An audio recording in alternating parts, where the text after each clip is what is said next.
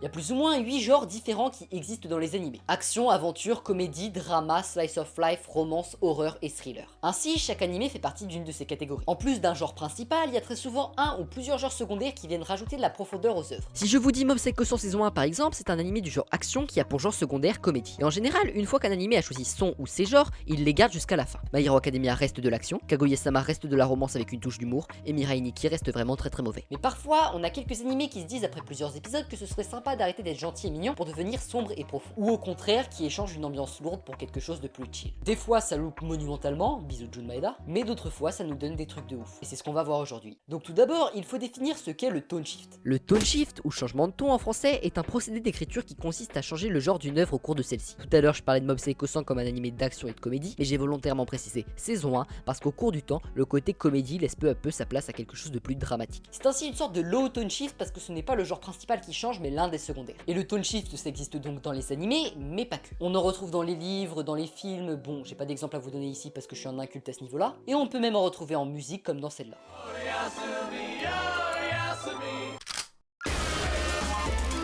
Mais pour rester dans les animés, c'est en réalité un processus plutôt courant qui arrive globalement à chaque fois qu'une histoire prend en ampleur. Des animés d'action comme FMAB ou Trigun sont de bons exemples de ça. En effet, à partir du moment où l'histoire prend en enjeu, ça crée une ambiance plus pesante qui ne laisse plus trop de place à l'humour, pourtant très présent au début. Donc ça, c'est pour ce qui est de la définition du tone shift. Mais maintenant, il faut qu'on parle de la meilleure manière d'utiliser ce procédé narratif et de comment ça marche exactement. Je vais vous expliquer ça au travers d'un exemple concret. Lui, c'est le professeur Jankovic. Vous connaissez sûrement pas, mais c'est le premier personnage apparu dans une de mes vidéos. Surgi pour la première fois en juillet 2020, son rôle était d'abord d'être un ressort comique et d'appuyer avec sarcasme toutes mes répliques. Face au flop cosmico-cosmique des vidéos où il était présent, on avait d'un commun accord décidé de se séparer. Alors aujourd'hui, veuillez accueillir après 2 ans et demi le professeur Jankovic. Bah salut tout le monde, ça fait grave plaisir d'être là après autant de temps. On m'a déjà présenté, je m'appelle Jankovic, je suis professeur. Vous avez peut-être vu le foreshadow de mon retour dans l'une des dernières vidéos. Qu'est-ce que je pourrais dire d'autre? Ah oui, c'est moi qui fais les blagues ici, du style quelle partie du légume passe pas dans le mixeur? Le fauteuil roulant.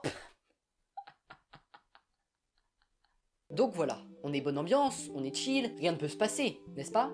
Et c'est à ce moment-là que le tone shift frappe le plus fort. Qu'est-ce qui m'arrive tout d'un coup là? J'ai mal au cœur.